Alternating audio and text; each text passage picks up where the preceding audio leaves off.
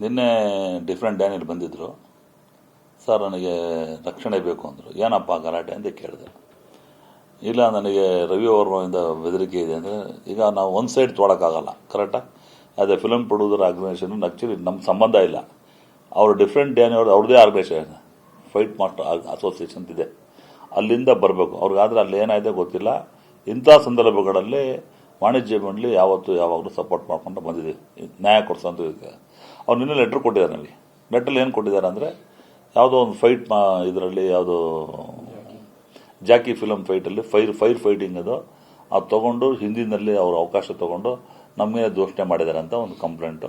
ಇದರ ಬಗ್ಗೆ ಚರ್ಚೆ ಮಾಡಿದಾಗ ಪ್ರಭುದೇವ್ ಅವರು ಕೂಡ ತೋರಿಸಿ ಅಂತ ಹೇಳಿದ್ದಾರೆ. ಅದರಲ್ಲಿ ಅದು ವಾಸ್ತವಿಕತೆ ಸತ್ಯಾಸತ್ಯತೆಗಳು ನಾವು ಚರ್ಚೆ ಮಾಡಿಲ್ಲ, ಇನ್ನು ಕೇಳಿಲ್ಲ. Only has given letter. ಅವ್ರಿಗೇನೋ ತುಂಬ ಪ್ರಾಣ ಬೆದರಿಕೆ ಆಗಿದೆ ಅಂತ ಒಂದು ಲೆಟರ್ ಕೊಟ್ಟಿದ್ದಾರೆ. ನಾವು ಆ ಸೈಡು ಕೇಳಬೇಕಲ್ಲ. Ravi Varma is also not ordinary person, is also big fight master. ಕನ್ನಡದಲ್ಲಿ one of the best and number 1 ಅಂತ ಹೇಳ್ತಾರೆ. ಖಂಡಿತ ಸಂತೋಷ.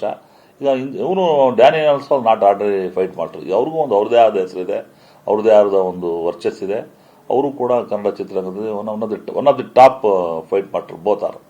ಅವ್ನು ಕೊಟ್ಟಾಗ ನಾನು ತೊಗೊಂಡಿದ್ದೀನಿ ಕೂಲಂಕುಷವಾಗಿ ತನಿಖೆ ಮಾಡುವಂಥ ಕೆಲಸ ನಮ್ದಿಲ್ಲ, ಜವಾಬ್ದಾರಿ. ಅಕಸ್ಮಾತ್ ಅವ್ರು ಮಾಡದೇ ಇರೋ ಪಕ್ಷದಲ್ಲಿ ಏನೋ ಒಂದು ಅವ್ರು ಕಂಪ್ಲೇಂಟ್ ಕೊಡ್ತಾ ಇದ್ದಾರೆ, ಪೊಲೀಸ್ ಕಂಪ್ಲೇಂಟ್ ಕೊಡ್ತಾ ಕೇಳ್ಪಟ್ಟೆ. ನನಗೆ ಕೇಳಿದ್ರು, ಸರ್ ನಾವು ವಾಣಿಜ್ಯ ಮಂಡಳಿ ಲೆಟರ್ ಕೊಡಪ್ಪ, ನಾನು ತೊಗೊಳ್ತೀನಿ. ನನ್ನ ಪ್ರಾಣ ರಕ್ಷಣೆಗೆ ಇವತ್ತಿಂದ ಹೆಚ್ಚು ಕಡಿಮೆ ಆದರೆ ನೀನು whatever the legal protection you have to take, please take ಅಂದೆ. ಅವ್ರೇನು ಮಾಡಿದಾರೆ ನನಗಂತೂ ಗೊತ್ತಾಗಿಲ್ಲ. ಬಟ್ ಅವ್ರು ಕಂಪ್ಲೇಂಟ್ ಕೊಟ್ಟರು ಸತ್ಯ. ಅವ್ರು ರವಿ ವರ್ಮ ಅವರು ಒಂದು 2-3 ಸಲ ಫೋನ್ ಮಾಡಿ, ಅದೇನೋ ರೆಸ್ಟೋರೆಂಟ್ಗೆ ಯಾರೋ ಮಂಜು ಅಂದರು ಫೋನ್ ಮಾಡಿ, ಹಂಗೆ ಮಾಡ್ತೀನಿ ಹಿಂಗೆ ಮಾಡ್ತೀನಿ, ನನಗೆ ಹೆಚ್ಚು ಕಡಿಮೆ ಅಲ್ಲಿ ಮುಗಿಸ್ಬಿಡ್ತೀನಿ ಏನೋ ಅದು ಹಾಕ್ಯಾರೆ. ನನಗೆ ಸತ್ಯಾಸತ್ಯತೆ ಗೊತ್ತಿಲ್ಲ. ಅವ್ರು ಕೊಟ್ಟರು ಸತ್ಯ. ಸರ್, ಈಗ ಕಂಪ್ಲೇಂಟ್ ಕಾಪಿ ಏನು ಮೆನ್ಷನ್ ಮಾಡಿದ್ದಾರೆ, ಜೊತೆಗೆ ಈಗ ನನಗಿರೋ ಮಾಹಿತಿ ಜ್ಞಾನಭಾರತಿ ಪೊಲೀಸ್ ಸ್ಟೇಷನ್ಗೂ ಕೂಡ ಅವ್ರು ಕಂಪ್ಲೇಂಟ್ ಕೊಟ್ಟಿದ್ದಾರೆ. ಹೆಂಗೆ ಸಾಲ್ವ್ ಮಾಡೋದು ಸರ್? ಈಗ ಒಬ್ಬ ಮನುಷ್ಯನಿಗೆ ಈಗ ನನಗೆ ಯಾರು ಒಂದು ಪ್ರಾಣ ಬೆದರಿಕೆ ಕೊಡ್ತಾರೆ ಅಂತ ಕೂಡ, ಬಟ್ ಕೊಟ್ಟಿದ್ದಾರೆ ಬಿಟ್ಟು ಗೊತ್ತು. ನನಗೆ ಕೊಟ್ಟರೆ ನಾನೇನು ಮಾಡಿದೆ, ನನ್ನ ಪ್ರಾಣ ಉಳಿಸ್ಕೊ ಏನು ಮಾಡಬೇಕು ಅವ್ನು ಮಾಡಿದ್ದಾನೆ ಬಿಡಿ, ತಪ್ಪೇನಿದೆ. ನಂದೇನು ತಪ್ಪು ಅಂತ ಹೇಳಕ್ಕೆ ಚಾನ್ಸ್ ಇಲ್ಲ. I cannot say also. ಈಗ ನಾಳೆ ಮುಂದೆ ಒಂದು ಅನಾಹುತ ಆಗೋದ ಮುಂಚೆ ಅವ್ನು ಪ್ರೊಟೆಕ್ಷನ್ ತೊಗೊಳ್ಳೋದು, ಆ ಪ್ರೊಟೆಕ್ಷನ್ ಕೊಡುವಂಥದ್ದಕ್ಕೆ ಕಾನೂನಿದೆ, ಅದಕ್ಕೆ ತಕ್ಕಂಥ ಡಿಪಾರ್ಟ್ಮೆಂಟ್ ಇದೆ. ಅವ್ರು ಹೋಗಿರ್ಬೋದು. ಅವನು ಒಬ್ಬ ದೊಡ್ಡ ಫೈಟ್ ಮಾಸ್ಟ್ರು, ಅವರು ದೊಡ್ಡ ಫೈಟ್ ಮಾಸ್ಟ್ರು. ಇದಿಬ್ಬರಿಗೂ ಚರ್ಚೆ ಮಾಡಿ ಬಗೆಹರಿಸ್ಕೊಳ್ಳೋದು ಒಳ್ಳೆಯದು. ಯಾಕೆ ನಮ್ಮ ಚಿತ್ರರಂಗದ ಗೌರವದ ಪ್ರಶ್ನೆ. ಈಗ ನನಗೆ ಒಂದು ಸೈಡ್ ಕೊಟ್ಟರಿಂದ ನಾನು ರವಿ ವರ್ಮ ಅವ್ರದ್ದು ಕೇಳೋ ತನಕ, ಅವ್ರ ಸೈಡ್ ಏನು ಹೇಳ್ತಾರೆ ಕೇಳೋ ತನಕ ನಾನು ಯಾವುದೇ ಥರದ ನಿರ್ಧಾರ ತೊಗೊಳಕ್ಕಾಗಲ್ಲ.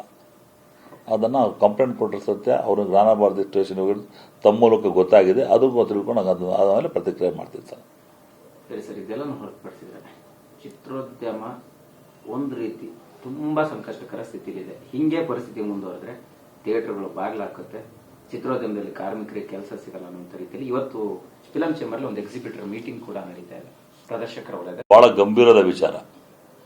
ಇದಕ್ಕೆ ಸರ್ಕಾರ ಈ ಕೂಡಲೇ ಎಚ್ಚೆತ್ತುಕೊಂಡು ಮಾಡುವಂಥದ್ದು ವಿಚಾರ ಇದು. ಇದ್ರ ಬಗ್ಗೆ ಚರ್ಚೆ ಮಾಡಲಿಕ್ಕೆ ಸಪ್ರೇಟ್ ಮೀಟಿಂಗ್ ಇತ್ತು. ನಮ್ಮ ಪ್ರದರ್ಶಕ ವಲಯದ ಅಧ್ಯಕ್ಷರಾದ KV ಚಂದ್ರಶೇಖರ್ ಅವರು ಇವತ್ತು ಎಲ್ಲ ಚಿತ್ರರಂಗದ ಮಾಲೀಕರಿಗೆ ಕರೆಸಿದ್ದಾರೆ. ಮೀಟಿಂಗ್ ನಡೀತಾ ಇದೆ. ನಾನು ಕೂಡ ಅವತ್ತು ಸ್ವಾಗತ ಭಾಷಣ ಮಾಡುವಂದು ಈಗ ತಾನೇ ಬಂದು ಕೂತ್ಕೊಂಡಿದ್ದೀನಿ. 3-4 ವಿಚಾರಗಳನ್ನು ಅದನ್ನು ಪ್ರಸ್ತಾಪನೆ ಕೂಡ ಮಾಡಬಂದೆ. ನೆಕ್ಸ್ಟ್ ಮೀಟಿಂಗ್ ಆದಮೇಲೆ ಅದ್ರ ಬಗ್ಗೆ ಏನಿದೆ, ರೂಪುರೇಷೆಗಳು ಏನು ಮಾಡ್ಕೊಂಡೆ ಅಂತ ಹೇಳ್ತಾರೆ. ಇದ್ರ ಬಗ್ಗೆ ದೊಡ್ಡ ಹೋರಾಟ ಮಾಡಲೇಬೇಕು. ಸರ್ಕಾರದ ಗಮನ ಸಲ್ಲಿಸಬೇಕು ಅಂದರೆ ಹೋರಾಟ ಮಾಡಲೇಬೇಕು. ಚಿತ್ರರಂಗದಲ್ಲೇ ಮೊದಲನೇದಾಗಿ ನಮಗೆ ಪರ್ಸೆಂಟೇಜ್ ಸಿಸ್ಟಮ್ ಮಾಡಬೇಕು ಅಂತ ಇದ್ದೀವಿ. ಪರ್ಸೆಂಟೇಜ್ ಸಿಸ್ಟಮು ಅದು ಯಾವ ಥರ ಮಾಡಬೇಕು ಅನ್ನೋದು ಚರ್ಚೆ ನಡೀತದೆ.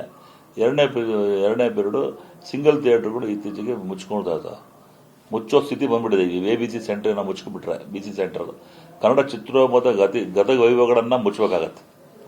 ಮುಂದಿನ 10 ವರ್ಷಗಳ ಭವಿಷ್ಯ ಚಿಂತನೆ ಮಾಡಿ ಚಿತ್ರಮಂದಿರ ನಡೆಸೋಕೆ ಆಗೋದೇ ಇಲ್ಲ. ಯಾವ ಥಿಯೇಟರ್ಗಳನ್ನು, ಪಿಕ್ಚರ್ಗಳು, ಸಿನಿಮಾಗಳು ಕೂರಕ್ಕಾಗ್ತಾ ಇಲ್ಲ. ಎರಡನೇದಾಗಿ ಆ ಚಿತ್ರಮಂದಿರಗಳ ಸಿನಿಮಾ ಕೂರಬೇಕು ಅಂದರೆ ನಮ್ಮ ನಟರು ಕೂಡ ದೊಡ್ಡ ಮನಸ್ಸು ಮಾಡಿ, ಕಲಾವಿದರು ದೊಡ್ಡ ಮನಸ್ಸು ಮಾಡಿ ಒಂದೊಂದೇ ಸಿನಿಮಾ ವರ್ಷಕ್ಕೆ 2 ವರ್ಷಕ್ಕೆ ಒಂದು ಸಿನಿಮಾ ಮಾಡ್ಕೊಂಡು ಕೂತ್ಕೊಂಡ್ರೆ ಸಿನಿಮಾ ರಂಗ ಚಿತ್ರಮಂದಿರ ಉಳಿಯಲ್ಲ. ಇವತ್ತು ಅವರೆಲ್ಲ ಬೆಳೆದಿದ್ದು ಹಂತ ಸಿಂಗಲ್ ಥಿಯೇಟರ್ ಮೇಲೆ ಬೆಳೆದಿರೋದು. ಇತ್ತೀಚೆಗೆ ಮಲ್ಟಿಪ್ಲೆಕ್ಸ್ಗಳು ಬಂದಿದ್ದಾವೆ. ಮಲ್ಟಿಪ್ಲೆಕ್ಸ್ಗಳಿಗೆ ಉದ್ಧಾರ ಮಾಡೋಕ್ಕೋಸ್ಕರ ನಾವಿಲ್ಲ ಇಲ್ಲಿ. ನಮ್ಮ ಚಿತ್ರರಂಗ ಉಳಿಬೇಕು ಅಂದರೆ ಏಕಪರದೆ ಉಳಿಲೇಬೇಕು, ಸಿಂಗಲ್ ಥಿಯೇಟರ್ ಉಳಿಲೇಬೇಕು. ಅದು ಸರ್ಕಾರರು ಕೂಡ ಸಪೋರ್ಟ್ ಮಾಡೋದು ಕೆಲಸ ಮಾಡಬೇಕು. ಟ್ಯಾಕ್ಸೇಷನ್ ತಗೊಳ್ಳಿ. ಈಗ ಇಲ್ಲಿಂದ ಯಾವುದೋ ಒಂದು ಊರಲ್ಲಿ ಕುಣಗಲ್ಲು, ತುಮಕೂರು ಆತಂದ್ರೆ ವರ್ಷಕ್ಕೆ 1-2 ಲಕ್ಷ ಟ್ಯಾಕ್ಸ್ ಕಟ್ಟೋದು. Tax should be paid on the SR rate ಅಂತ ಹೇಳ್ತಾರೆ.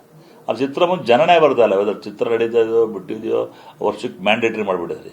ಏಕರೂಪ ಪದ್ಧತಿ ಮಾಡಿ A ಸೆಂಟ್ರಿಗೆ ಒಂದೇ ಲೆವೆಲ್, B ಸೆಂಟ್ರ್ ತಾರತಮ್ಯ ಮಾಡಿ ಇದೇ ಮಾಡಿಬಿಟ್ಟಿದ್ದಾರೆ. ಡಿಫ್ರೆನ್ಸ್ ಮಾಡಿದ್ರೆ ಎಲ್ಲ ಚಿತ್ರ ನಿರ್ಮಾಪಕರ ಇವರಿಗೆ ಪ್ರದರ್ಶಕರಿಗೆ ತುಂಬ ಸಂಕಷ್ಟದಿದ್ದಾರೆ. ಅವನತಿ ಹೋಗೋ ಚಾನ್ಸು ಕೂಡ ಇದೆ. ಈಗಲೇ ಎಚ್ಚೆತ್ಕೊಂಡು ನಮ್ಮ ನಿರ್ಮಾಪಕರಿಗೆ ತೊಂದರೆ ಆಗುತ್ತೆ, ಇದರಿಂದ ವಿತರಕರು ತೊಂದರೆ ಆಗುತ್ತೆ, ಚಿತ್ರೋದ್ಯಮದಲ್ಲಿ ಕೆಲಸ ಮಾಡೋ ತೊಂದರೆ ಆಗುತ್ತೆ. ಅದಕ್ಕೋಸ್ಕರ ದೊಡ್ಡ ಅರ್ಥಪೂರ್ಣವಾದ ಒಂದು ಮೀಟಿಂಗ್ ಚರ್ಚೆ ನಡೀತದೆ. ಆ ಚರ್ಚೆ ಆದಮೇಲೆ ಅದ್ರ ಮೀಟಿಂಗ್ನ ಕಂಪ್ಲೀಟ್ ರೂಪರೇಷೆಯನ್ನು ತಿಳ್ಕೊಂಬಿಟ್ಟು ಅದ್ರ ಬಗ್ಗೆ ಯಾವ ಥರ ಮುಂದೆ ಹೋಗಬೇಕು, ಯಾವ ಸರ್ಕಾರಕ್ಕೆ ಹೆಂಗೆ ಹೇಳಬೇಕು. ಸರ್ಕಾರ ಕೂಡ ನೆಗ್ಲಿಜೆನ್ಸ್ ಮಾಡಿದೆ ನೋಡಿ. ಕೊರೋನಾ ಪೀರಿಯಡ್ ಆದಮೇಲೆ ಎಲ್ಲ ಚಿತ್ರಮಂದಿರಗಳಿಗೆ ಆಗಿಷ್ಟು ನಷ್ಟಗಳು, ಎಲ್ಲೋ ಥಿಯೇಟ್ರ್ ಮುಚ್ಚಿಬಿಟ್ಟಿದೆ. ಅಲ್ಲಿದ್ದ ಕಾರ್ಮಿಕರಿಗೆ ಊಟ ಇಲ್ಲ, ಕಾರ್ಮಿಕರಿಗೆ ಸಂಬಳ ಇಲ್ಲ, ಅವ್ರ ಫೀಡಿಂಗ್ ಇಲ್ಲ. ಒಳ್ಳೆ ಸಿನಿಮಾಗಳು ಯಾವುದೋ ವರ್ಷಕ್ಕೆ 2-3 ಪಿಕ್ಚರ್ ಇಟ್ಕೊಂಡ್ಬಿಟ್ರೆ ಇನ್ನು ಸಿನಿಮಾ ನಡೆಸೋಕ್ಕಾಗಲ್ಲ. ಮಲ್ಟಿಪ್ಲೆಕ್ಸ್ಗಳು ಅಬ್ನಾರ್ಮಲ್ ರೇಟ್ ಆಗ್ತದೆ. ಏಕರೂಪ ಸಿಸ್ಟಮ್ ಮೇಲೆ ಥಿಯೇಟ್ರ್ಗಳಲ್ಲಿ ಟಿಕೆಟಿಂಗಲ್ಲಿ ಹಿಂದೆ ಒಂದ್ಸಲ ಮಾನ್ಯ ಮುಖ್ಯಮಂತ್ರಿ ಸಿದ್ದರಾಮಯ್ಯ ಅವರು ಮಾಡಿದ್ದ ಒಂದು 200 ರೂಪೀಸ್ ಮ್ಯಾಕ್ಸಿಮಮ್ ಮಾಡಬೇಕು, ಅದ್ರ ಮೇಲೆ ಜಾಸ್ತಿ ಮಾಡೋಂಗಿಲ್ಲ ಅಂತ ಒಂದು ಆರ್ಡ್ರು ಕೂಡ ಆಗಿದ್ದನ್ನ ಮಲ್ಟಿಪ್ಲೆಕ್ಸ್ ಮಾಲೀಕರು ಒಂದು ಸ್ಟೇ ಆರ್ಡ್ರ್ ತಂದು ಆ ತೊಂದರೆ ಕೊಡುವಂಥ ಕೆಲಸ ಅದ್ರ ಬಗ್ಗೆ ಗಮನ ಹರಿಸಿದ್ದು ನಾನು. ಅದು ಸ್ಟೇ ವೆಕೇಟ್ ಮಾಡಿಸಿ ಅದು ಮುಂದೆ ಏನು ಮಾಡಬೇಕು ಅನ್ನೋದು ಚಿಂತೆ ಮಾಡ್ತಾ ಇದ್ದೀವಿ. ಇದು ಒಂದು ದೊಡ್ಡ ಚಿತ್ರರಂಗದ ಗಂಭೀರವಾದ ಸಮಸ್ಯೆ. ಇದಕ್ಕೆ ಪ್ರತಿಯೊಬ್ಬರು ಸ್ಪಂದಿಸುವಂಥ ಧರ್ಮ ಇದೆ, ಕರ್ತವ್ಯ ಇದೆ. ಮುಖ್ಯವಾಗಿ ಕಲಾವಿದರು ಕೂಡ ಇದ್ರ ಜೊತೆ ಸೇರ್ಕೋಬೇಕು ಅಂತ ನನ್ನ ಒತ್ತಾಯ. ಯಾಕಂದರೆ ಕಲಾವಿದರುಗಳು ಯಾವಾಗಲೂ ಅವರು ಹಂತವಾಗಿ ಬೆಳ್ಕೊಂಡೇ ಬಂದೆ. ಸಡನ್ನಾಗಿ ಯಾರು ದೊಡ್ಡ ಹೀರೋ ಆಗೋದಿಲ್ಲ. ಹಳೆದನ್ನು ಮರಿದೆ, ಹಳೆ ಚಿತ್ರರಂಗನ ಉಳಿಸ್ಕೊಂಡು ತಾವು ಉಳಿದು ತನ್ನ ಚಿತ್ರರಂಗನ ಉಳಿಸ್ಕೋಬೇಕು ಅನ್ನೋ ಭಾವನೆಗಳಿದ್ರೆ ಮಾತ್ರ ಚಿತ್ರೋದ್ಯಮ ಇನ್ನೊಂದು 50 ವರ್ಷ ಇರುತ್ತೆ, 25. ಅದರ್ವೈಸ್ ನಶಿಸಿ ಹೋಗೋದು ಒಂದು ಸೂಚನೆ ಕಾಣ್ತದೆ. ಅದಕ್ಕೋಸ್ಕರ ಗಂಭೀರವಾದ ಚರ್ಚೆ ನಡೆದಿದೆ. ಆ ಚರ್ಚೆದ ರೂಪರೇಷೆ ತಿಳ್ಕೊಂಡ ಮೇಲೆ ತಮಗೆ ಹೇಳ್ತೀನಿ.